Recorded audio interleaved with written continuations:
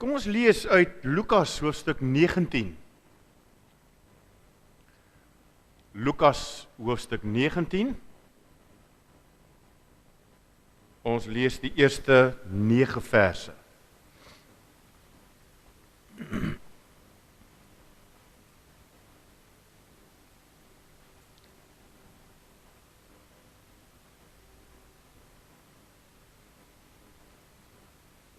Weet jy, wat het jy met jou arm gedoen? Ek sien Frans lyk 'n bietjie beneveld. Het jy hom bygekom? Geval? Vriende, die vraag is natuurlik altyd, as jy val, het jy nagmaal gebruik of was jy okay?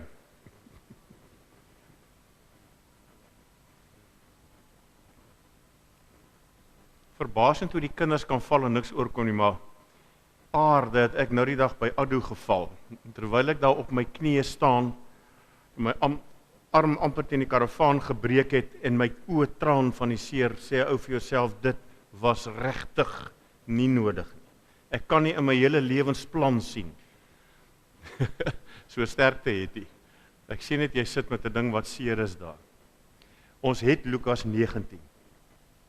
Kom ons vra dat die Gees met ons almal gaan praat vanoggend. Liewe Here, dankie dat die lewe 'n seëning is. Dankie dat die lewe saam met Christus 'n verrassing is. Dat ons nie weet wanneer en hoe U ons met U goedheid en U liefde gaan verras nie. En as die hartseer en die tragedie ons tref, dat ons eintlik al kan vorentoe kyk na die goed wat U daaruit gaan laat ontwikkel. En as dit gebeur, Here, dan bely ons klein geloof en ons opstand. En ons vra, wees by ons deur die Gees. En as die voorspoed ons verveel, Gees van God, herinner ons waar dit vandaan kom. En as ons opstaan in die oggend, of ons jonk en fris en vrolik is, of oud en vol pyne, laat ons U dadelik loof vir nog 'n dag, wat ek die sonskyn kan sien, die voëls kan hoor. En Here, selfs as my lyf pyn, dan is dit tog teken van lewe. En dankie vir die geleentheid om hier te wees as U kinders. En ons weet, U gaan met ons praat. En ons is opgewonde, Here, soos kindertjies wat op die knie van 'n oupa gaan sit en 'n storie gaan hoor. Want die Bybel is immers die storie van U en ons, God en sy mense, God en sy plante, God en sy diere. En hoe U storie met ons ook ons storie met mekaar beïnvloed. En as God se kinders met gespitste ore sit om te wag en hoor wat U sê, Here, dan spits die duiwel ook sy ore. Om te kyk of hy kan afstand bring tussen ons en U. En ons wil dit in U naam, onder U bloed verbied. En bid dat ons helder en suiwer U stem sal hoor. Amen. Jesus het in Jerigo gekom en was op pad deur die stad. Daar was 'n man met die naam Saggeus, die hooftollenaar, 'n ryk man. Hy het probeer. Ek het nou nogal baie gewonder oor hierdie woord, hy het geprobeer. Dit klink daarom 'n bietjie snaaks, nee, hy het geprobeer. 'n Ou wil vir die Bybel vertaler sê, dis eintlik hy het probeer om dit te doen. Maar goed, hier het hy geprobeer om Jesus te sien.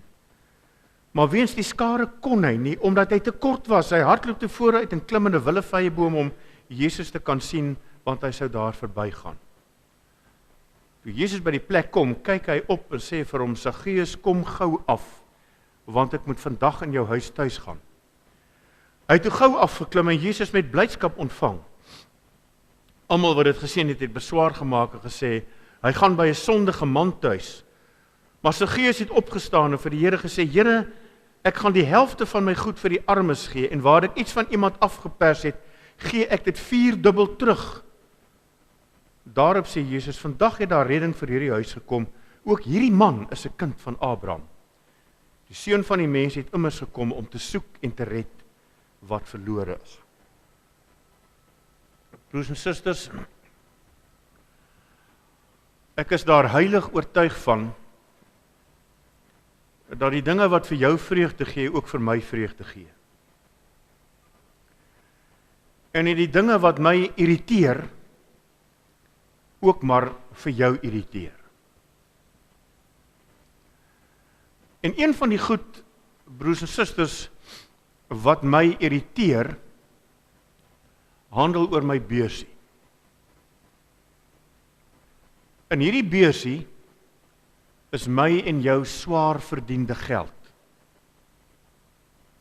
Niemand het dit toe vir my persent gegee nie. Nie van Riebeek nie, nie verwoerd nie. Dis my swaar verdiende geld. Nou die geld irriteer my nie, dit maak my bly. Wat 'n mens irriteer, broer en suster, ek is seker vir jou ook, is die aanspraak wat die hele wêreld op jou swaar verdiende geldjies maak. As jy by die kerk uitstap nadat jy sowaar 2 keer moes betaal om dit reg te kry, kom jy by jou kar, waarop jy 'n hengse bedrag geld vir eerwaarde Pravin Gordhan betaal het, in terme van jou verkoopsbelasting met brandstof, waar daar 'n onheilige hoeveelheid belasting opgehef word, nou nog meer. Jy ry tot by die eerste robot waar daar 'n bedelaar staan, hulle gaan na 'n plek toe, waar jy geleer word hoe om 'n sad gesiggie te trek. Want geen mens kry dit op sy eie reg. Dan kyk jy stip voor jou, dat jy nader aan die kar voor jou se nommerplaat uit jou kop uit kan sê, en jy bid dat die ding groen gaan word, dat jy kan ry, want jy voel heeltemal tereg, dat as jy nie werk nie, moet jy nie eet nie. En dan ry jy daar weg, en ergens hier binne in jou voel jy half skuldig,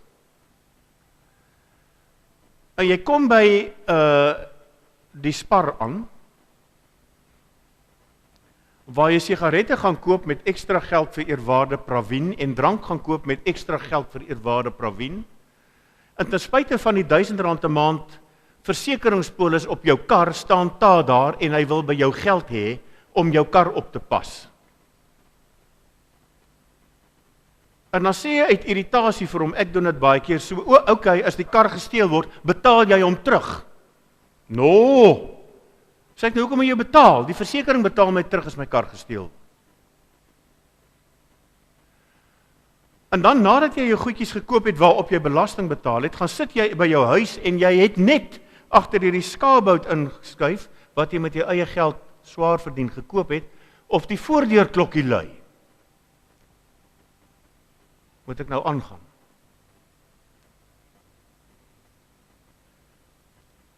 En ek gee vir die man snoek en patats wat ek vir gaste baie grand voorberei het, en hy smy dit voor my voete neer en sê hy wil geld hê, nie kos nie.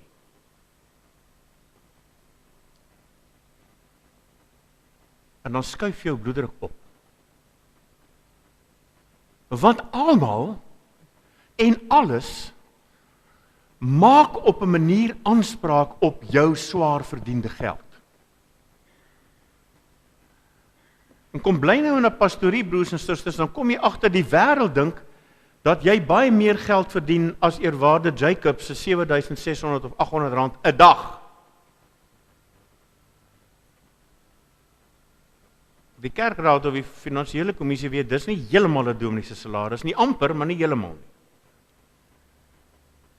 Maar as mense aanspraak maak op jou en my beursies, broers en susters, voel jy soos the Bank of England. En ek is seker as jy eerlik is, irriteer dit jou net soos wat dit my irriteer. En as iets jou irriteer, dan sê dit seker dat ek myself en my motiewe in die lig van God se woord dalk 'n bietjie moet ondersoek.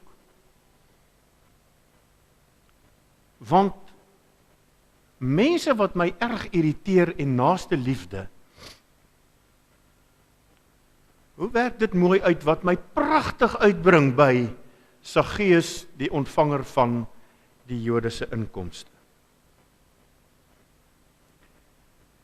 Dit was, al was hy 'n ryk man, nie 'n baie lekker job nie. Want hy het vir die vyand gewerk. In die eerste plek het hy tolgeld ingesamel. Kyk, die huidige regering is nie so intelligent as wat hulle dink nie, want die Romeine het al e-tol gehad. En net soos wat dit jou en my irriteer en die mense in Transvaal nog erger irriteer as jy daar ry en jy hoor kaching, kaching elke keer as jy daar verbygaan, het dit die Jode ook geïrriteer. Want die tollenaar word geassosieer met 'n stelsel wat geld uit uitwerkende mense uitsuig, net omdat hulle die pad moet gebruik. En so voel die ouens in Gauteng ook. Op die een of die ander onverklaarbare rede skuld ek hulle 600 en iets rand. En die Mercedes-Benz ry eintlik hier in die Oos-Kaap rond. In die tweede plek het hy in daardie tyd geld ingesamel vir die Romeine wat in beheer was van die land. So jy het nie eers gevoel dat die geld vir jou eie land se voordeel gebruik word nie. Dit gaan na die Romeine toe wat daarmee maak net wat hulle wil.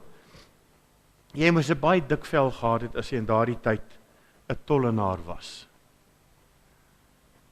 En Saggeus was nie net 'n tollenaar nie, hy was die hooftollenaar. Hy was met ander woorde baie goed in wat hy gedoen het.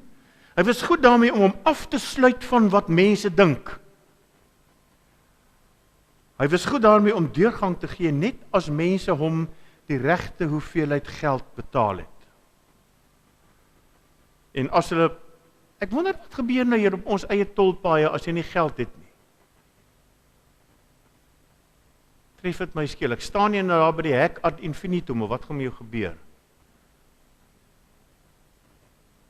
Ek sê maar vir Martie bel, die staatsaanklaer om my te kom red daar. Saggeus het net gesê, jy gaan nie deur nie. En as jy nie wou betaal nie, dan die Romeinse soldate op jou en jou goed kom beslag lê. Hy was goed as hy hooftollenaar was, om die ander tollenaars in die streek waar hy gebly het, kom ons sê nou maar die Jericho distriksmunisipaliteit te beheer. En hy het gesê, die een sal ek bevorder as hy dit vir my doen. Die ene wil ons laas nie dit nie, so hy sal daar aan Gadsrand bly sit en tol hef, hy sal nie na Jerusalem of Jericho toe gaan nie. Ergens daar in die middel van nêrens gaan hy sy lewe sluit, want hy wil ons nie. Jy moes 'n bietjie hard wees, daar moes 'n bepaalde hardheid aan jou wees as jy die werk wou doen. En jy kon dus nie eintlik bekostig dat ander te naby aan jou kom nie, want net dalk, moet jy later daardie mens benadeel ter wille van jou eie werk, of moet jy hom laat in hegtenis neem, want hy kan nie sy belasting betaal nie. So om jouself te beskerm, laat jy niemand naby jou toe nie. En nou 'n vraag. Skuil daar nie iets van Saggeus in elkeen van ons nie? Het daar nie naderhand deur die loop van jare by jou en my iets van daardie hardheid by jou en my ook ingetree nie, daardie berekendheid? Want ons leef in 'n harde samelewing. Jou vel moet maar in 'n sekere sin dik wees teen almal wat op jou en jou beursie aanspraak maak. Want soos ek gesê het, almal wil net heeltyd geld by jou kry. Jy wat maar jou ou armpies met stompies werk om jou bietjie geld bymekaar te maak. En die gevolg is dat 'n mens nogal berekend word, is dit nie? Wat gaan ek kry as ek vir hierdie bedelaar geld gee?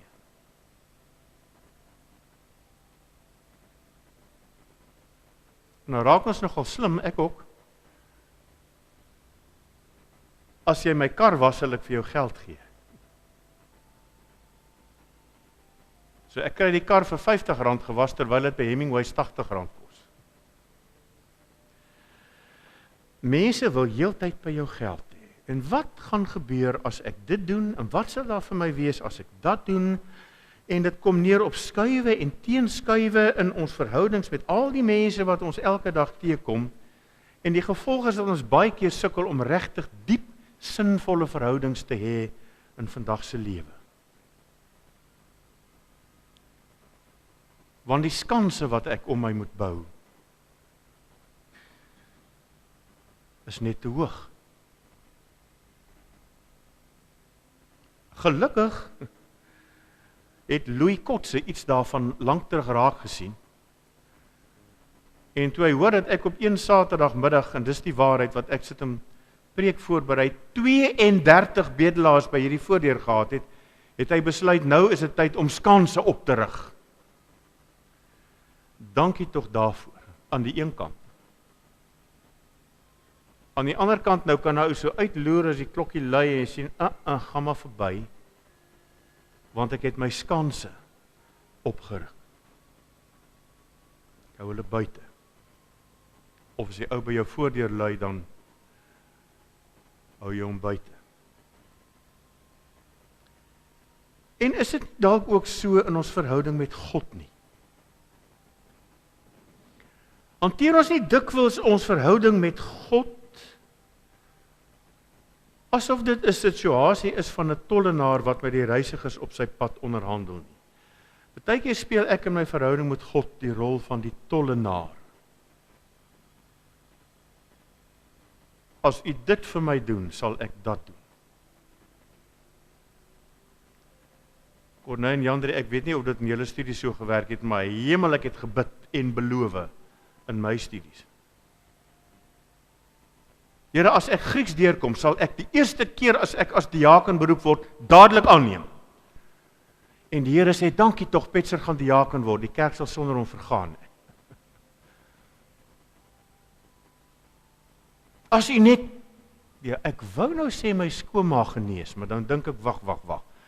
As u my ma genees, dan sal ek. As ek net die lotto wen, dan kom nie 10 nie 11% na die kerk. En so onderhandel 'n ou op 'n manier met God. Asof ek eers 'n klompie dinge moet doen, voor God my in sy wêreld sal toelaat. Nou dink ek nie, daar is te veel gereformeerdes wat berekend so dink nie, want ons weet mos, alles is uit genade uit. Ons sê dit soveel kere, maar onbewustelik dink ek doen ons dit, maar ek het al baie. As ek net Grieks deurkom, en dit het baie bid gekos.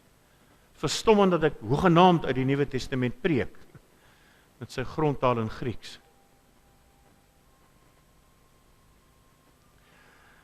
Maar wat van die omgekeerde? As ons hierdie argument omdraai en sê, omdat God vir my die ewige lewe gegee het in Jesus Christus, moet ek nou 'n klomp goeie goed doen uit dankbaarheid. En in 'n mens se gemoed kan dit vir jou soos 'n ruiltransaksie begin voel.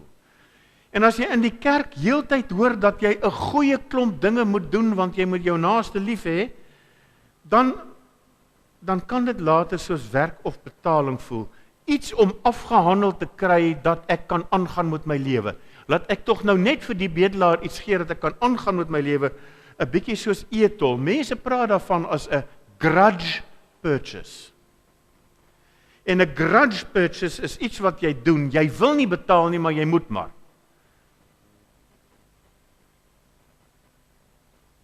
Vriende, as ek sien ek kan 'n nuwe Mercedes-Benz koop met wat na eerwaarde Pravin toe gaan elke maand, dan is dit 'n grudge purchase. Ek dink by jou ook. Jy wil nie, maar jy moet. Hoor dan wat met Saggeus gebeur het, die dag toe hy daar in Jerigo sit, en Jesus in Saggeus se lewe ingeloop het. Saggeus dink hy gaan 'n veilige afstand hou. Hy gaan vir Jesus van agter die blare uit die mik van hierdie boom dophou, en toe stop Jesus by hom, en ek dink sy hart het amper gaan staan, en Jesus kyk op na hom, en hy kyk hom in sy oë, en hy noem hom op sy naam, en hy sê, Saggeus, kom af, want ek moet vandag in jou huis tuis gaan. In jou huis tuis gaan. Dis 'n baie belangrike sin. En ons is hier by die kern van die deurbraak wat Jesus in hierdie man se lewe bewerkstellig. 'n Mens se huis is 'n intieme plek. Dis jou veilige ruimte. Dis soos 'n trapdeur spinnekoppie wat inhardloop as jy nader kom en die deurtjie toemaak, of 'n dassie wat onder die klippe ingaan, of 'n skilpad wat sy pootjies in sy dop intrek. Dis jou veilige ruimte. Dis op 'n manier die binnekant van jou lewe. So Jesus gaan verby die skanse wat hierdie man vir homself opgehou het, verby die veiligheidsmeganismes, verby hierdie hoë hekke in die mure, en hy kom in die binnekant van Saggeus se lewe in. En daar gaan saai Jesus nie amok nie, hy kom eis nie 'n klomp goed nie, hy kom raas nie, hy kom maak nie 'n berekening van Saggeus se salaris en sê waar's die 10de vir die kerk nie. Hoor wat sê hy, ek moet in jou huis tuis gaan.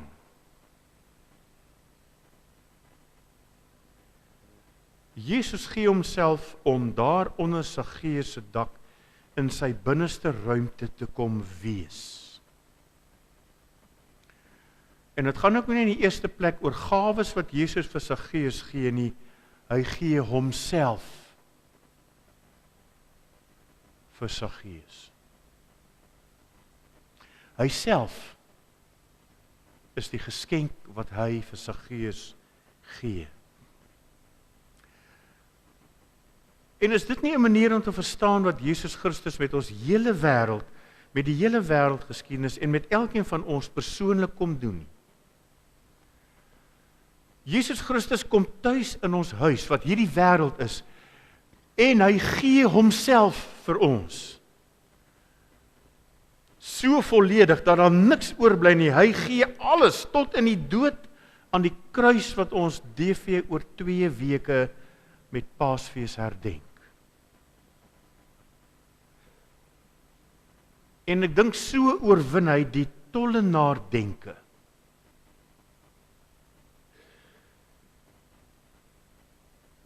Die transaksie denke.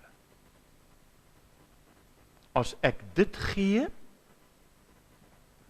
wat is daarin vir my? As jy dat gee, wat is die minste wat ek moet teruggee, sodat ons daarom gelyk is? Wat is die minimum kere? Sê nou maar wat ek in die kerk behoort te wees, om daarom nog oukei te wees. Of wat anders ook al. Jesus kom stort homself uit in ons binneste, sodat daar die manier van dink oor God en oor ons lewe saam met die ander oorwin kan word.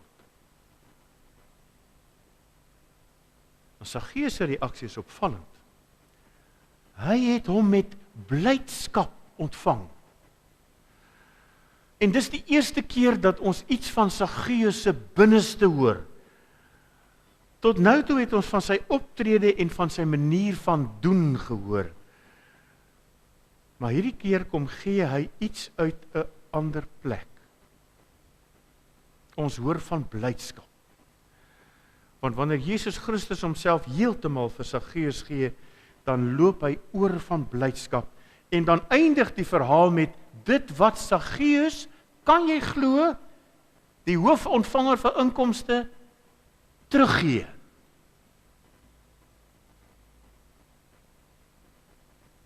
Nou sien ek nie vir Hendrina Poegert verteenwoordiger van die ontvanger hier nie. Sien, die ouens wat 'n preek moet hoor is nooit hier nie. Saggeus gee terug.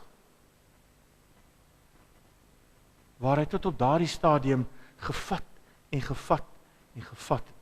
Maar hierdie keer kom die gee uit 'n ander plek. Dis 'n ander manier van gee. Want Jesus het nie iets vir Saggeus kom gee sodat hy nou weer iets anders moet terugbetaal in 'n transaksie nie. Jesus het homself gegee. En Saggeus kan eenvoudig nie langer met sy geld en met sy onderhandelinge hierdie skanse tussen hom en ander mense hou nie. Hy kom nou en die gee kom sommer met blydskap uit hierdie bekendheid met Jesus self, omdat ek in 'n verhouding met Jesus lewe. Here, ek gaan die helfte van my goed vir die armes gee, en waar ek iets van iemand afgepers het, gee ek dit 4-dubbel terug. Erns moes dit redelik rente getrek het seker. 4-dubbel terug. Saggeus vir die eerste keer in sy lewe gee hy, maar dit kom uit 'n ander plek, uit blydskap in sy binneste waar Jesus self is.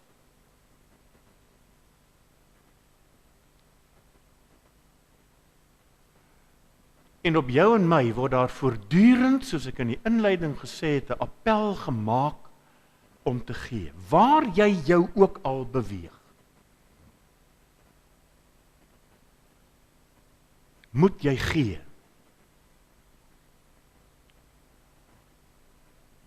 En dit kan by jou soos by my iets van 'n wrevel laat ontwikkel. Dink aan die kerk. Liewe aarde, dink aan die kerk, bazaarlyste, kollekte, dankoffer, woekerpogings, tyd, maandag jou tyd vir 'n vergadering, harde werk, tente opslaan, te keer gaan, baie terreine. Hoe voel 'n mens uiteindelik daaroor?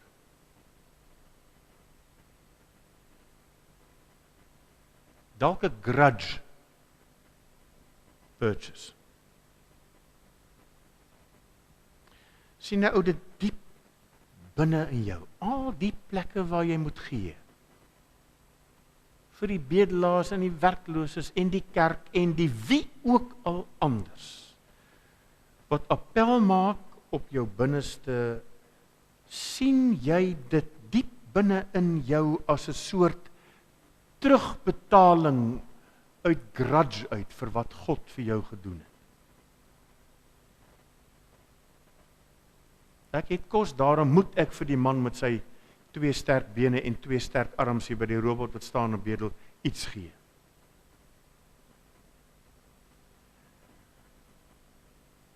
Ek voel baie keer so. Ek wil om die dood nie vir hom iets gee nie. Maar God sit en loer. En dan wonder ek ook, wat is die minste wat ek vir die karwag kan betaal? Is R5 nie te veel nie. Hoe lank was ek in die spar? Is dit R5 werd? En wat nou van Integrisure? Wat hulle nou hierdie kar verseker het as hy missing raak. Ek dink baie keer as ons eerlik is, sit al hierdie dinge, maar in jou en my binneste as 'n soort grudge purchase. Terugbetaling vir wat God gee.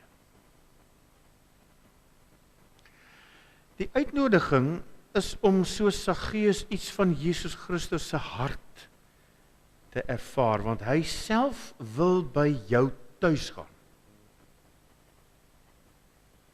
Hy wil homself heeltemal in jou binneste kom gee, en dan is daar blydskap in die eerste plek.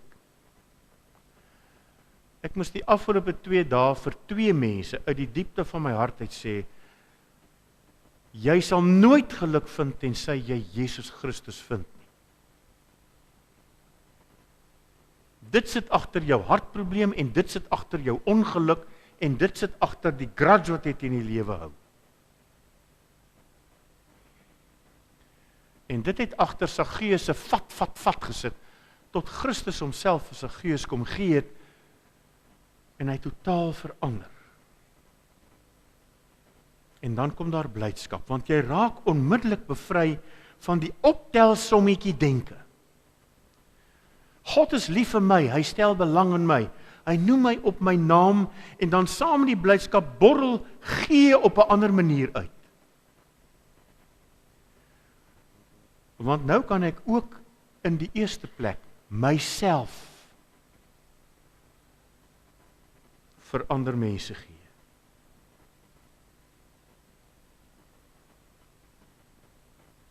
Sonder om te dink, wat kry ek daaruit? Myself vir ander gee. As daar nie iets van myself is in die manier waarop ek gee, en waarop ek vir ander gee nie, dan moet ek dalk regop sit en my motiewe gaan toets. En dan sit daar dalk ergens in die spieël van die woord 'n vuil kol of twee. En die vraag vir my is, Petsertjie, stel jy regtig belang in die gee? Gee jy belang in die dienswerk? En dis nie net in die kerk nie. Vra enige skole, vra vir Victor hoe hy hom vrek sukkel om ouers wie se kinders hy onderrig gee, te kry om betrokke te raak by sy skool. En hoeveel persent van Grense ouers sit daar as daar 'n ouervergadering is, Louise? 3%?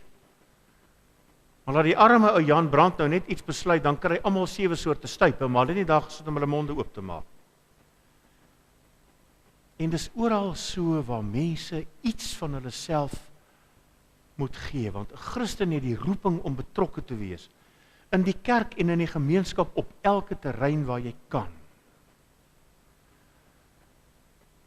En die vraag waarmee ek en jy huis toe gaan is,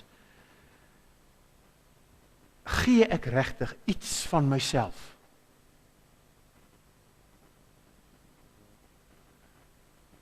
Gaan op jou grafskrif of jou steentjie hier dalk eendag staan, hy het regtig 'n verskil gemaak.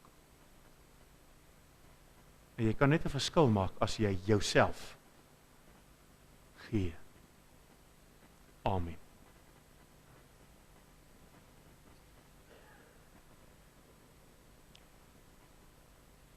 Here onse God, dankie dat u woord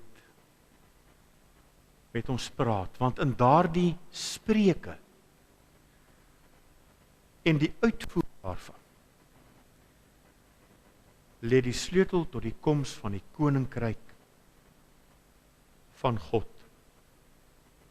In ons huise, in ons gemeente, in ons gemeenskap, in ons land en in die wêreld. Help ons om deel te hê daaraan. Amen.